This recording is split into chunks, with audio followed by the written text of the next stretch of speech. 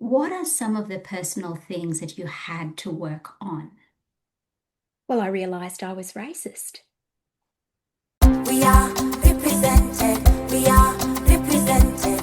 We are represented. Welcome to Represented, the podcast. I'm Aniki Shuru, racial equity coach for online business owners who want to be intentionally inclusive by building a business that is racially equitable. I created this podcast to normalize a conversation around racial inclusion so that fear is no longer the barrier that gets in the way of doing this work. This isn't about perfection, it's about progress. Whether you're taking your first steps or you're well-versed in the journey towards racial equity, this space is for you. So welcome home, friend. Let's get started. From coast to coast, around the globe, we are represented. We are represented. We are represented.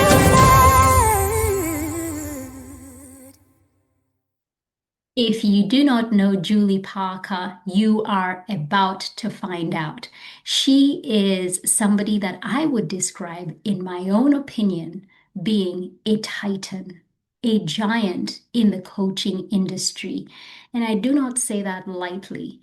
She has had so much profound influence on so many successful people globally, and the opportunity to have this conversation with her, where we have spoken about the evolution of coaching and spent quite a bit of time talking about the influence of artificial intelligence and the age in which we're living through. You will need to sit down with a cup of tea or maybe a glass of wine and listen to this conversation. Julie is somebody who has changed my life profoundly since I studied with the academy. And I truly believe I wouldn't be where I am today without her. So here's a little bit about Julie, and we can get into the conversation. Julie Parker is the founder of the Beautiful You Coaching Academy and is a mentor, counselor, coach, supervisor, guide, and certified breathwork facilitator for sacred leaders and space holders. She has trained thousands of life coaches from around the world to birth their trauma-informed soul businesses and has had a thriving counseling and coaching practice for more than 2 decades. Julie has also inspired thousands of people as an in-demand speaker, is the recipient of numerous leadership and women's awards, is an international award-winning published author and host of 2 top-ranking podcasts. Without further ado, here is my friend, Julie Parker. Hey, hey, welcome back to another episode of Represented Podcast. I'm excited. I've been waiting for this day to come. Julie Parker, welcome. Thank you so much, Annie. I'm delighted to be here. It's been a long time coming. You're somebody who means a lot to me because of the relationship that we share. And I'm not going to dive into that right now because there's so many things that I want us to cover today. And I just want us to dive right in. And so I want you to take us back to the early days, like really early days, to little Julie. Where did you grow up and what was life like as a little girl?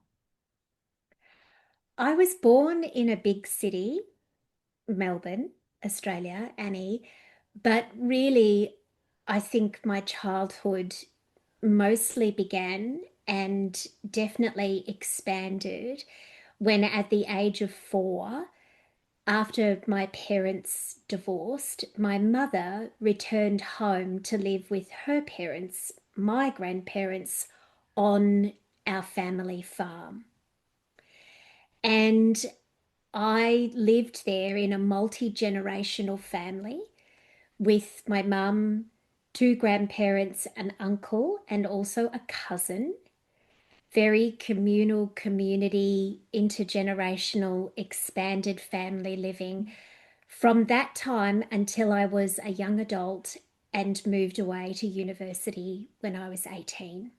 Wow. See, I didn't know that bit about the grandparents. I did Right. not know that bit.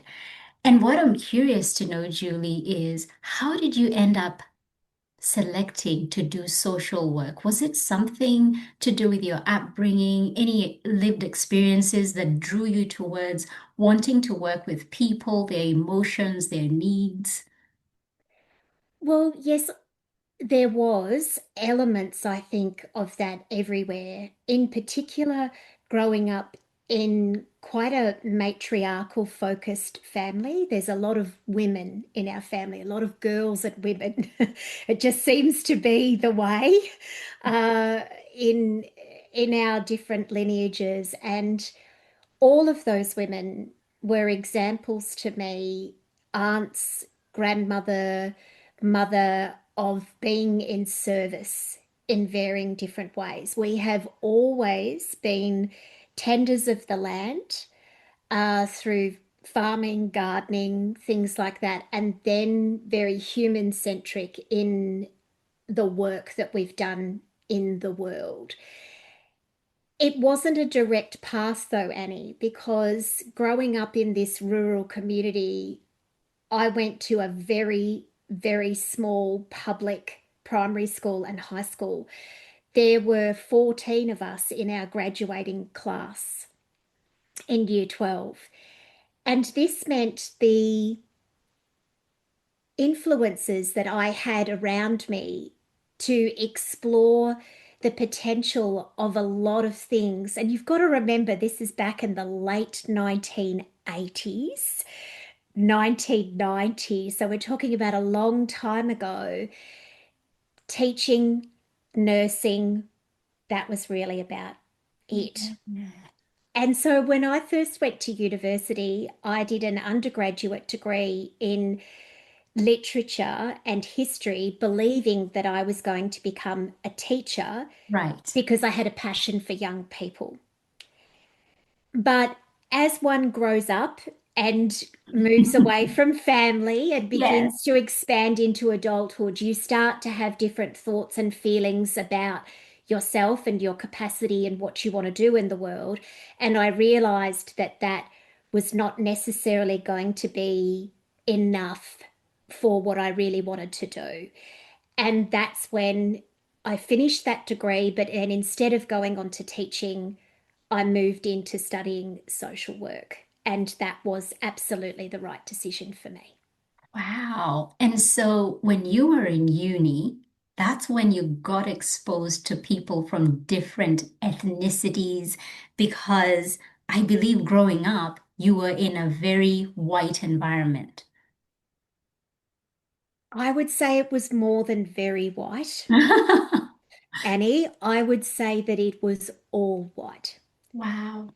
This was a very small, uh, white country farming community Mm.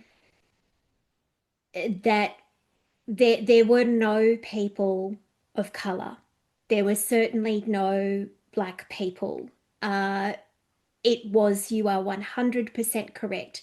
Not until I moved away and started to live on campus at university that I began to have deeper levels of exposure, communication, the development of friendships and relationships with people who were outside my own whiteness, Mm. which of course was one of the most wonderful things about that time for me. I wish I can look back now and wish that it had come much sooner than it did, but I was a child. That was the circumstances within which I grew up. So it didn't come for me until much later. And how did it feel being in that environment? Because you said, you made friends, you loved it. I know you've shared that previously in our conversations and even on your podcast. Uh, how did it feel? Did you ever feel like, gosh, there's so many? Because I know a lot of white folks say that, and they've said that to me. Y'all are so many. You're so many. Like, did you Yeah. feel surprised? Not surprised, but Where have they been? Like, this is a whole new world. Oh, look, absolutely. I felt like it was a whole new world. I did not feel, though, anything about, gosh, there's so many. I don't ever remember thinking that. I do remember thinking to myself, as a burgeoning radical at 19, 20, what it was like, where the heck did I grow up? Like, what is going on here? I mean, like, wow, yes, this whole new world. But Annie, I know you're going to appreciate this so much. Do you know what was the line of connection for me? And I know so many other white students who had come from country areas, which was the overwhelming majority of most of us who lived on campus, because we got priority as people that couldn't travel from Yes. so far away. It was food. The connection of the building of these relationships was about food, because I would see amazing folks from Vietnam, Hmm. Cambodia, Sudan cooking in our communal kitchens. And it's like, wow, What's like, that? what is that? Can I have some? Like, and just being offered food, Yes. and then we would cook together, Yeah. and it was glorious. Food was really one of the connectors Yeah. of those relationships in so many ways. Oh, I love that you said that. I recently did an episode talking about the village values that I had to relearn when I went home and how that is connected to coaching, which we'll get into in a little while. And food is just so readily given back home. You know, people come in, they're served tea, they're given something to eat with their tea. Like it's Mhm. just the thing. And I remember just looking like, oh my gosh, there's this lady who visited. She just came unannounced, parked her big car in there and just walked in. And, nobody knew she was coming. In fact, when Yeah. we were looking at the gate, mom is wondering, who is that? They're like, oh, it's such and such. And she came in and she was served. I mean, she stayed so long. We were about to have dinner. She was offered dinner and she was just so comfortable. And to me, it felt so strange and everybody was so comfortable having her there. And I just felt like, wow, there's a part of me that has been lost in this whole coming together and sharing what we have and not feeling like they're in your space. Once they come Mm. into your house, you share it openly. And I have to admit, that's a part of me that I think I've lost through the 25 years of living here in Australia.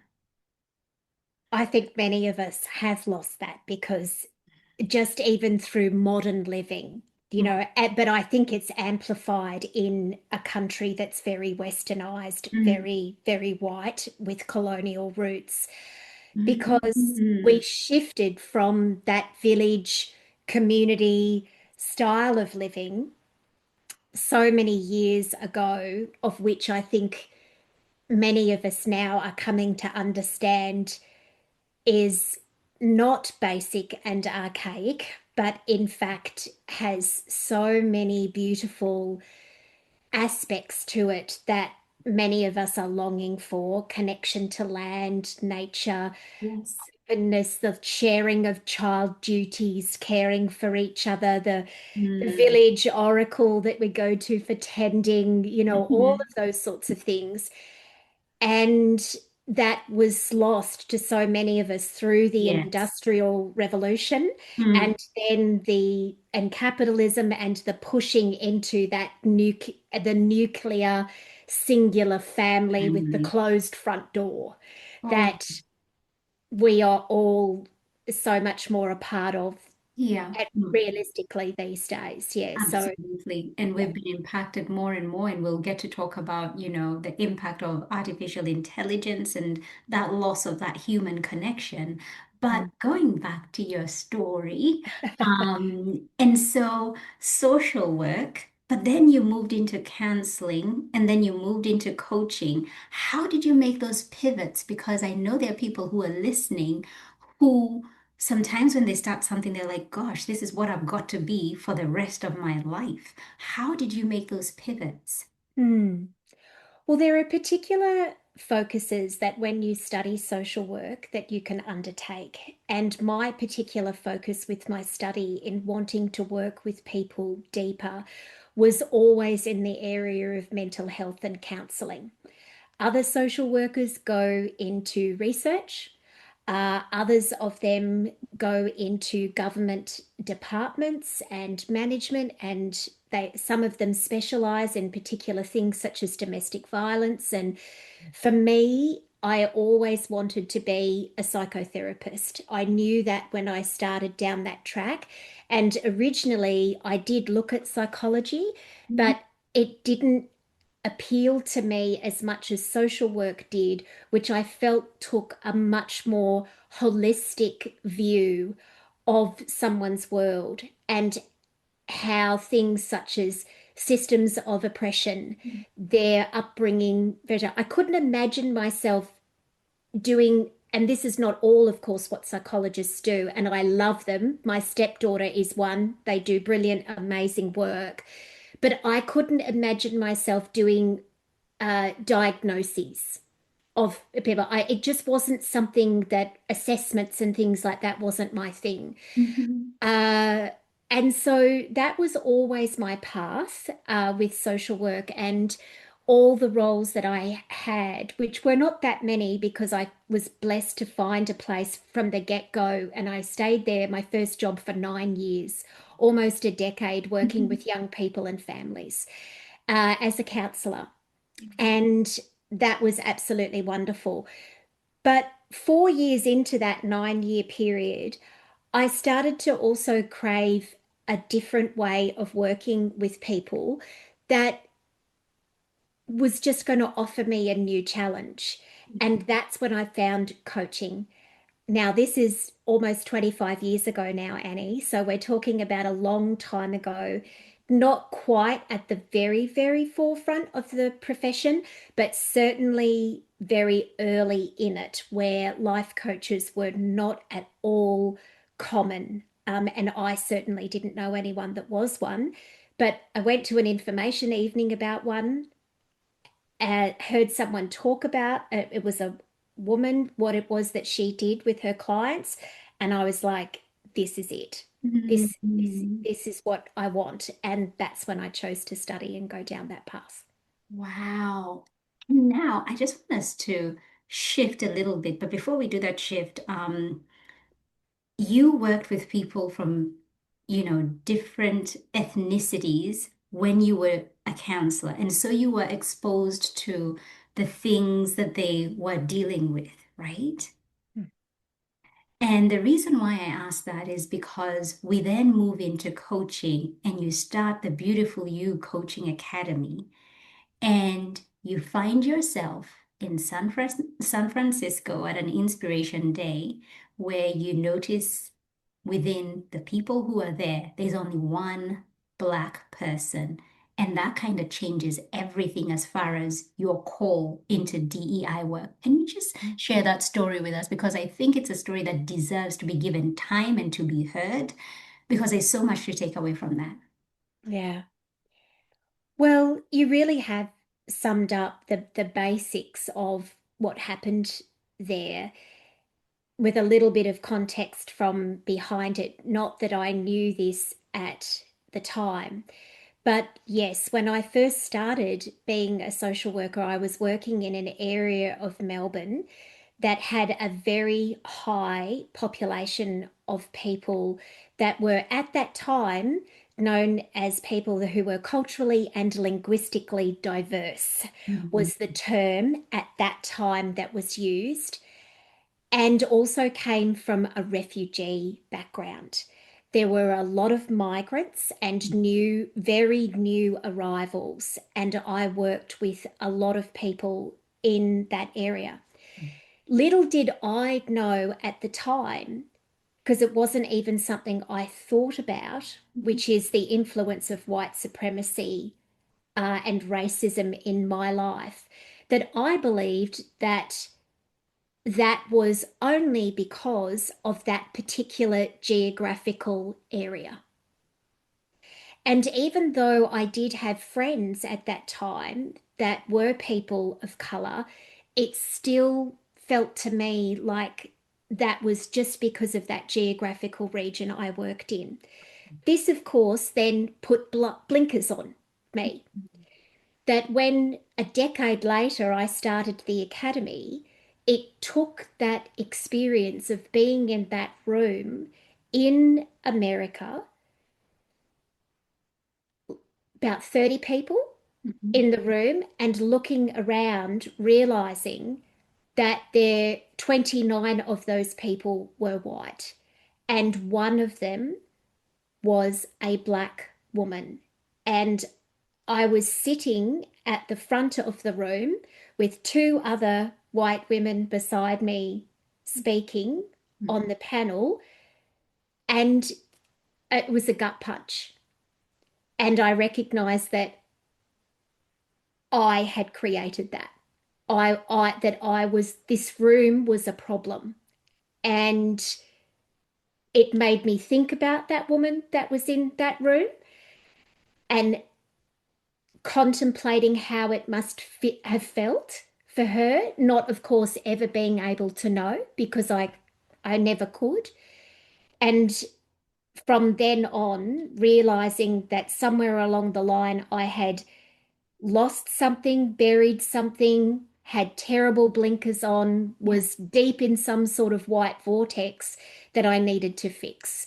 And so I became very committed to working on going about fixing that, and was very blessed to find some wonderful guides who first said, well, this is about fixing you first. Mhm. Before you attempt to do anything about anything that's public, Yeah. there is some unraveling of your own upbringing and whiteness and belief systems here that you have to do, Mhm. which is still work to this day that I do Yeah. and will continue to do for life. So a grateful punch in the gut and a necessary one as well. Yeah, and I've been thinking of that story lots because I know you've told it to me personally and you've shared it on your podcast, which is such a powerful episode. That one, I must put it in the show notes for people to go back and listen to.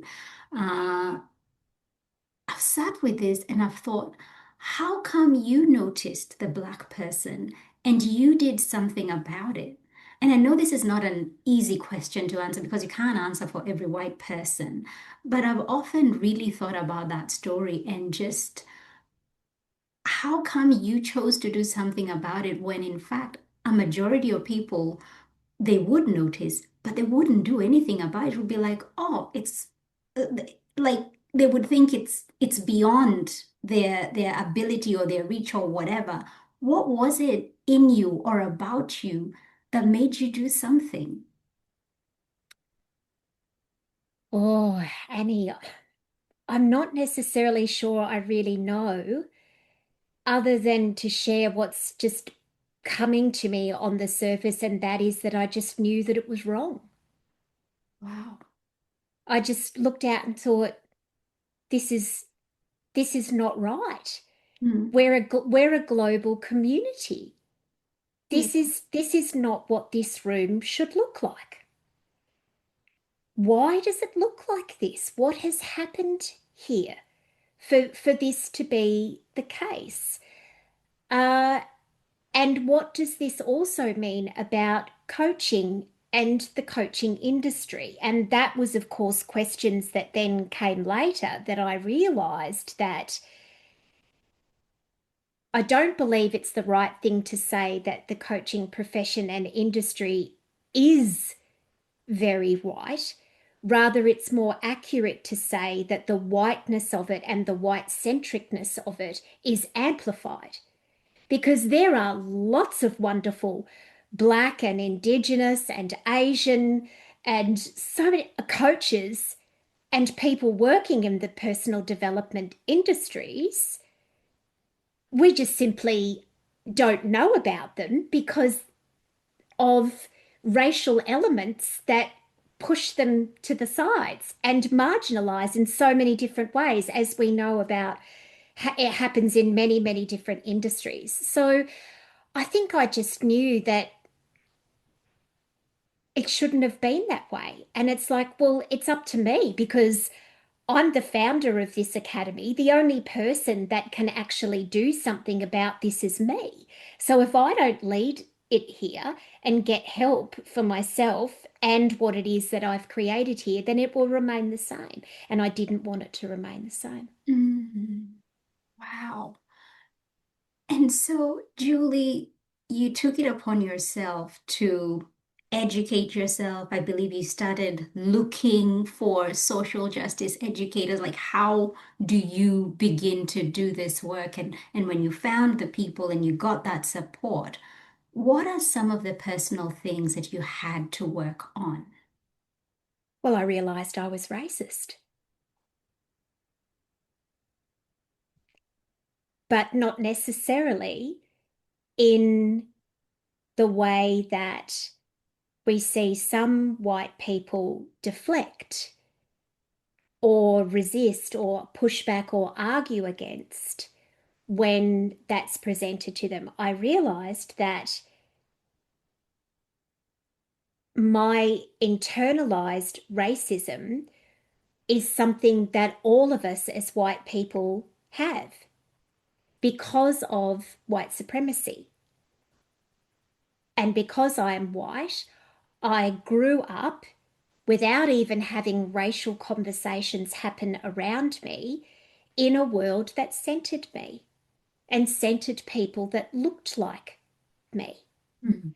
And so I had inherent beliefs that had to be challenged inside of me that even though I initially, and certainly when I was younger and before starting this work, would have said, that is so offensive and ridiculous for you to call me that. How dare you?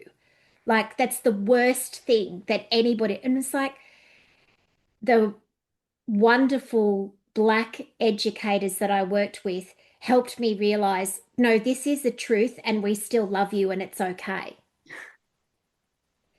Mhm. And I had never had anybody hold space for me in such an extraordinarily strong and loving way around that, which helped dissolve Yeah. the defensiveness Mhm. that I so often see and the fragility as well. That combination of defensiveness and fragility of, oh, don't call me that, Yeah. you know. But I realized that it was true because that is the strength and power of white supremacy and what it has white people believing about themselves and about others without even necessarily knowing that that it's happening. And when I was able to begin to reconcile that and work on it, I could see that there were so many things to unravel Mhm. and also that it was going to be okay and that I would walk this path as I will for life. Yeah, I hope that's helpful. I know that might sound shocking as a first sentence to come back to and respond with, but that's the truth, I think. No, I've been in this work long enough to know that no, that doesn't shock me. But I think as a Black person, hearing this, those are the things that you cannot say to somebody, even Mm, though you know it is. You're yeah, like, that person is racist. But you can't say it to them because you know what the backlash is going to be like. Or you're playing the race card, or you're doing this and the other. yeah. We know how that story goes down. But for somebody to reach that awareness where they can see it for themselves and call it for what it is, that's growth. And that's the only way you can move on to the next step and just keep, growing. But I love what you said about how you were held. You were held with grace, strength, and I think there was an aspect of safety that you felt that allowed you to go like, okay, I'm just gonna let it all out and just, and then receive and grow, move from where you were. Absolutely. That's the word, move. Yeah, absolutely. Because that's what love and safety can do for people. It breaks down defensiveness, it breaks down fragility, and it allows for growth. And that's exactly what happened in those initial containers for me. Because when I say that, I learned that I was racist, it was not that anybody pointed the finger at me or I made an admission of things like I was calling people Mm. horrible names or I was deliberately excluding people or saying awful things. I have never done any of those things. But racism is so much more than that. It is so much more than those things. And ultimately, in the end, it was my own racist beliefs and how white supremacy had filtered through me that allowed that room to exist in the first place. So it was not until I was able to recognize that and go, yep, that's my fault. And therefore it's my problem to fix that then the healing and the work could begin. Mm. Mm.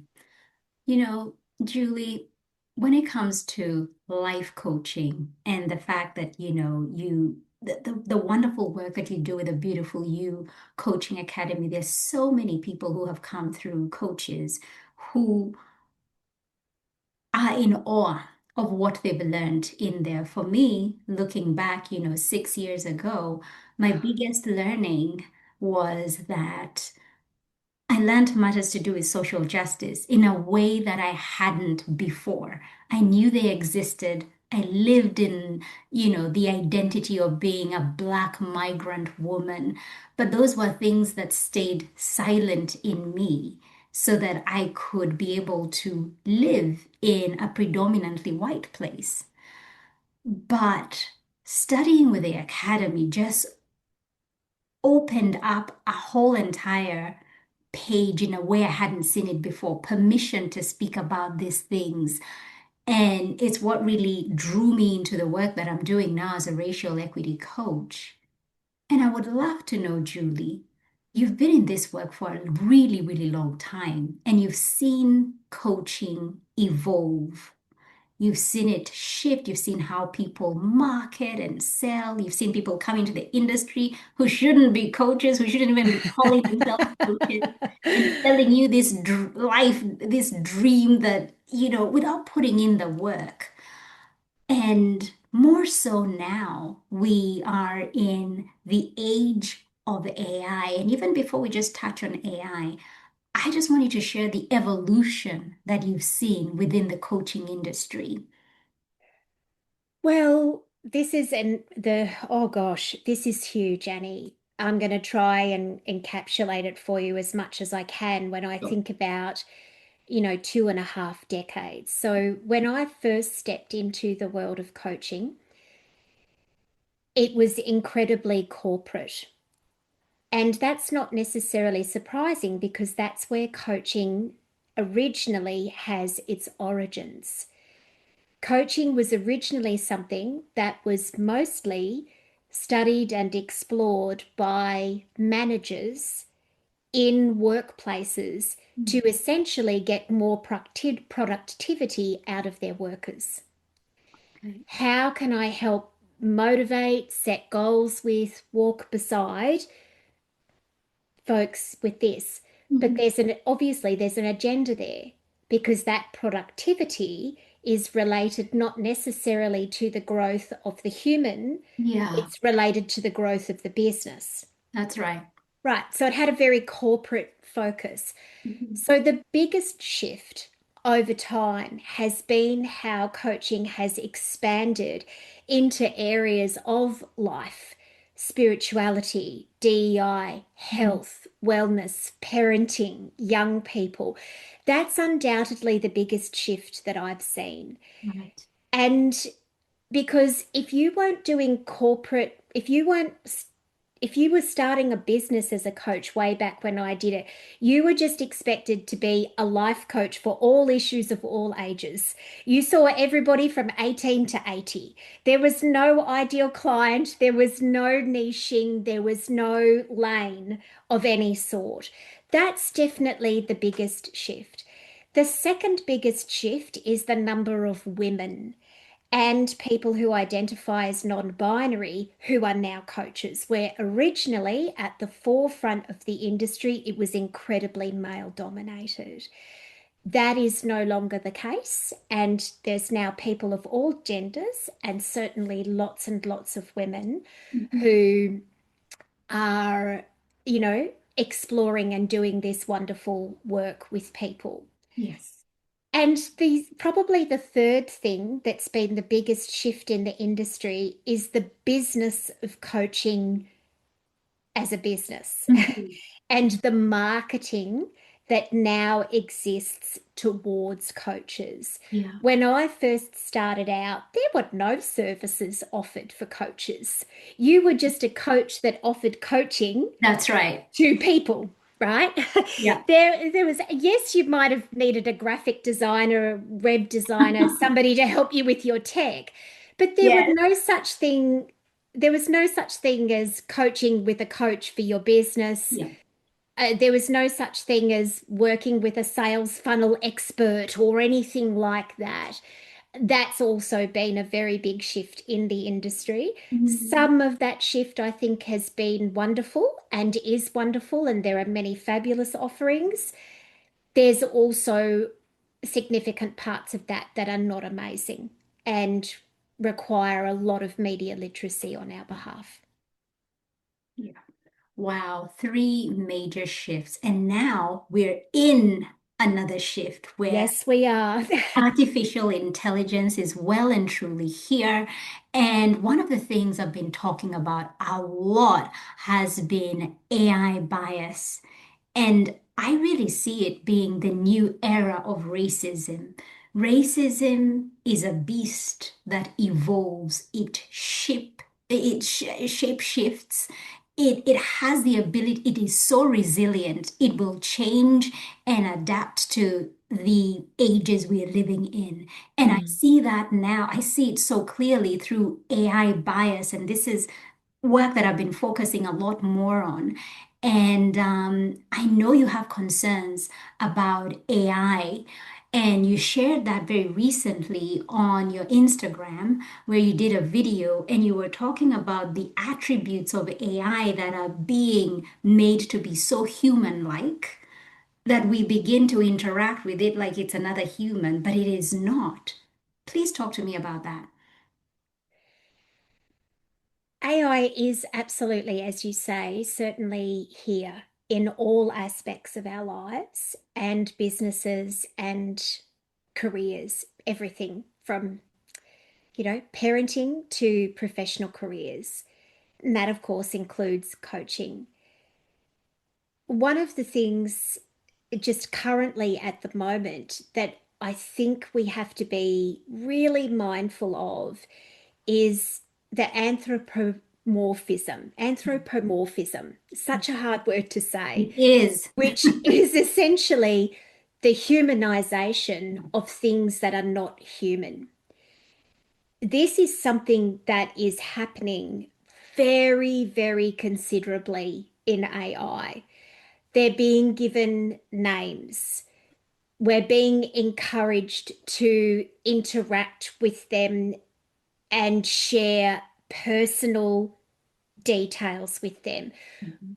We're not just asking, people are not just asking AI, can you help me research this or this or this? We're asking it questions that we would probably only ask our mum or sister or a friend about how to work through potentially a personal problem. Yes. And the level of literacy that it requires for somebody to be able to consciously, cleanly, clearly, and carefully interpret what then may come back Mhm. is extraordinary. And I'm not really certain Yeah. that we're fully there. I don't think we are fully there Mhm. in how to do that well. And this is why, very tragically, Mhm. we are beginning to hear stories of some people, particularly people who are very vulnerable, the Mhm. young, those who may be experiencing a mental health concern, those who might be in a crisis of some kind in their life, interacting with AI and it having real life devastating human consequences because of the information that they're receiving and then acting upon it, usually believing that it's a great deal more human than it actually is, which it can never actually be. Mhm.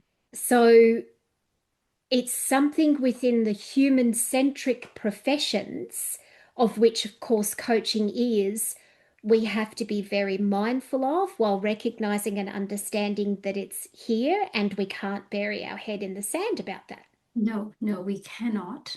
And so, how do we as coaches continue to grow, but still be relevant in this AI-driven world? Um, One of the things you shared on your video was that we need to be more human instead of trying to humanize AI. How do we do that, Julian? Maybe you don't have the answers yet, but what are you thinking? How do we stay relevant? Because somebody might be like, well, I don't need to learn about racial equity. I'll just jump on this AI tool and it'll tell me everything I need to do to make my business more inclusive and more equitable, and that will save me heaps of money. Yeah. Look, this is a really big question, Annie, and I don't have the answer or the answers. I can only share what I myself am trying to remind myself and deepen into myself about this with. And hopefully that then will be helpful for anyone who's listening. So, in no particular order. The first one is I constantly remind myself and others AI is not and can never be human. Do not humanize it. Do not attempt to humanize it. That's for us. We're sacred. We have beating hearts. We breathe. We have feelings, emotions. These large language learning models, AI bots, programs, they do not have that. They do not emote. They do not feel. Don't try to get them to do that. If that's what you need, which we all need to thrive, talk to each other. Talk to a human being. That's the first one. The second one is I remind myself, as it has been for thousands of years, that one of the greatest ways that we learn, evolve, and grow as human beings is through stories. The telling of stories, the sharing of stories, the cups of tea and conversations that take place over human interaction and how it is that we connect and see each other as mirrors and also deflectors as well. It's like I invite that closer in, I let that go. uh, we can't do that with AI. AI cannot do that with us. This is and can be one of the beautiful and great interactions between humans that you'll never ever get with something that is not human, which again, of course, is not AI. And this is probably the most challenging one of all, but the one that I think is our greatest calling with walking alongside AI now. And it first prompted something deeper in me when I was reading a blurb about Brene Brown's new upcoming book, Mhm. where she shared that we've got to stop sort of vanilla coating and saying things about AI like, don't worry about it. It's never going to replace us. You know, we're human. You know, we created it. Don't worry about it. But she went on to say, I don't think that's sufficient any further or any more if it ever was, because the fact is, we're not so good in many instances at being human. Yes. We want to try and control everything.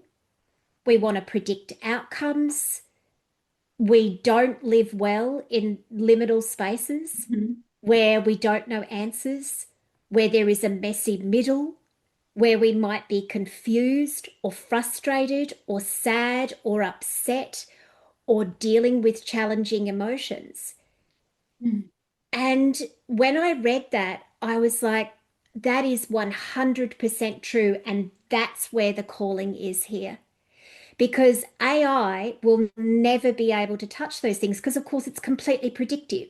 Absolutely. You you ask it something, it will give you something. Mhm. Whereas for us as human beings, we are often in places and spaces of not knowing. Yep. And we have to learn and deepen into the power of that instead of rejecting it. Mm. Because the more that we reject it and think, well, I have to know, I have to have this Mhm. answer, I have to control this, I think the more we'll continue to turn to AI to give us answers outside of ourselves. Instead of giving ourselves the grace and the time, the prayer, the meditation, the walking, the conversations, the explorations that we might need Yeah. to work through and come to conclusions or continuations for ourselves as human beings and only as something that human beings can do. So we have to learn to embrace the messiness of life more. I think that's our greatest calling. That's where we get to be untouchably human Mhm. in ways that AI will never be able to give us because it doesn't exist in those spaces. I love that so much, how you've made that so clear and just really stressed on the point that it is not human. It No. is not human. And even though we know that, we still get on there and treat it like it's human. A lot of people do. Um, as we wind up, Julie, since we are in this world of AI, what role can we play then? Well, I think firstly, while it's of no one's obligation to actively use it, the first thing is not to be in denial about the fact that it is here and expanding into the world of coaching because I don't think that serves anyone. I think working with it and using it, I think it's helpful, or at least it has been for me, to think about it in a human-centric profession like coaching in two different ways. And that is the ways that it may be able to help us run businesses that are more efficient and time productive and supportive. And Mhm. I certainly do use some great AI tools, to help with that. And it's wonderful.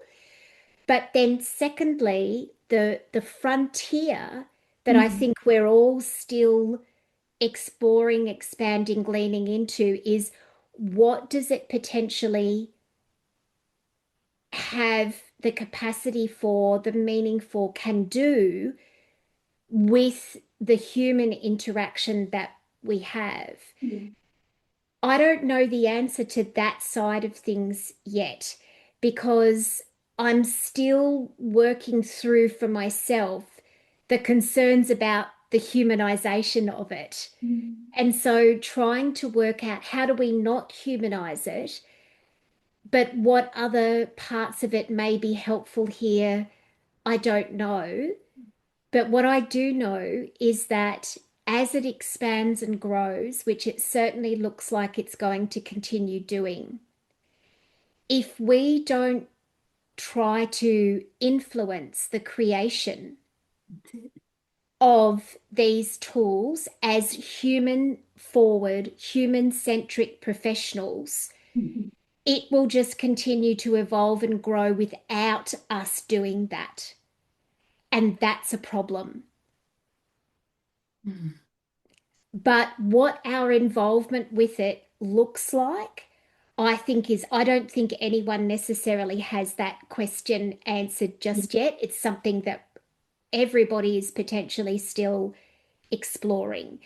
And I, for one, am cheering for anyone that is a coach in the coaching industry that is leading with human centric space holding as a profession and getting involved, getting their fingers into this for positive, authentic, genuine, ethical reasons.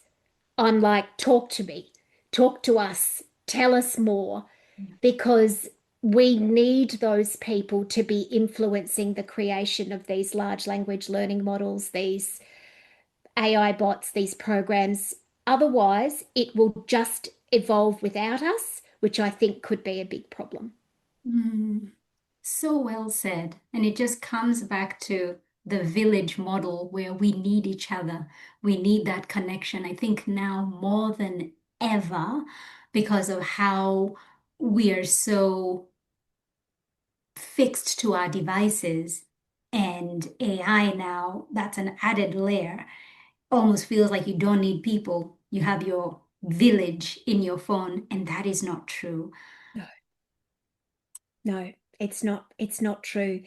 And I just keep coming back to, and this is probably a whole other conversation, Annie. I just keep coming back to our stories, our lived experiences as human beings. Sometimes we attach too much importance to them. There's no doubt about that. And we take too much of our identity from past experiences and things that happened to us. And that is a problem. However, it's through the process of telling stories and sharing stories and listening to stories that we're reminded of our humanness, of our frailty, our strength, our courage, overcoming adversity, learning to love, start over, begin again, try better, do more, how we rest, how we rejuvenate. We're only ever going to be able to get those things from each other. Mhm. Julie Parker, that is a beautiful place for us to end this conversation that is never ending. We could go on. I want to ask you a final question that I ask all my guests who come on the program. And that question is, if fear wasn't a factor, how do you think you might show up more in your work?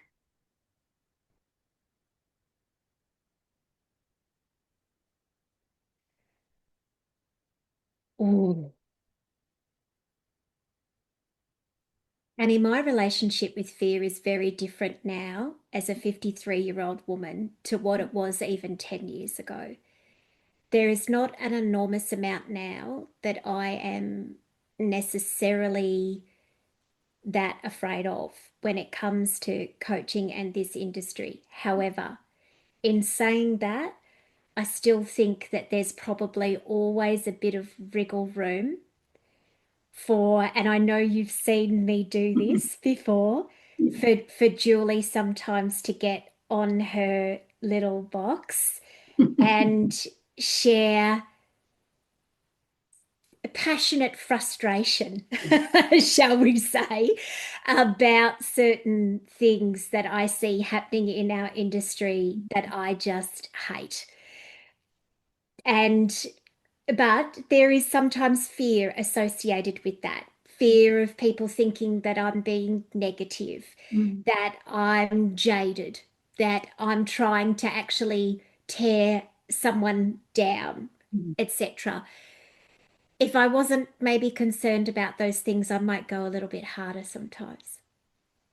Wow. We need to see that version of Julie. Well, thank you so much for your time.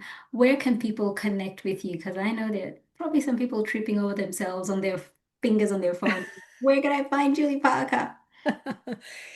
Well, there's beautifulyoucoachingacademy.com. And then my personal website is juliesuzanneparker.com. Beautiful. Well, if you need to reach out to Julie, those are the channels, and I will pop that in the show notes. And Julie, before we leave, I just want to just thank you. Thank you for the friend that you have been. Thank you for the sister that you have been. Thank you for the times you've even been a mother. You've been one of those people who has opened, I feel, door after door after door for me.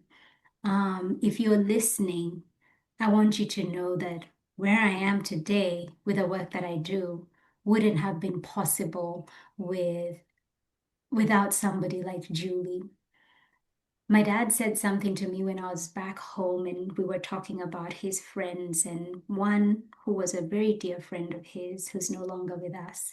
And he said, this person was a destiny helper. That's a word he used, a destiny helper. And it really got me reflecting. And I was like, who are my destiny helpers? I don't have any destiny helpers. And that's a word that comes to mind today. You've been a destiny helper. And I just want to publicly give you your flowers and say thank you. Thank you so much, Annie. I am so blessed by you. Thank you. Jumping on here post this powerful conversation with Julie to personally invite you to my 3-day experience where I'll be talking about being AI bias aware.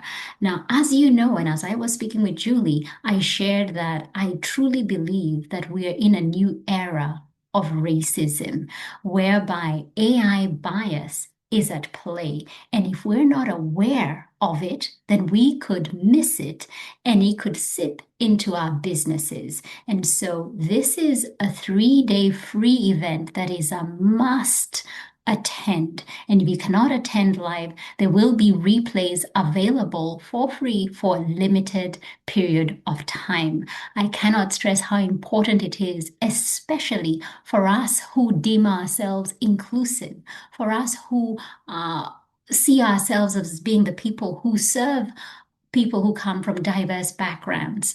This 3-day experience, I have to say, is a must attend. Head over to anigishuru.com/experience to register your free seat. All the details will be in the show notes. We are represented. We are represented. We are represented. Thank you so much for tuning in. Why don't you go ahead and hit that subscribe button and leave a review so this podcast can reach more online business owners, and together we can begin to normalize racial inclusion in the online coaching space. I'd love to acknowledge the traditional owners of the land where this podcast episode was recorded, the Wiradjuri people in central New South Wales, Australia. Music produced in Nairobi, Kenya by Patrick St. P. Mbaru and Kambua Mathu. Vocals by Joanne Matata. Represented.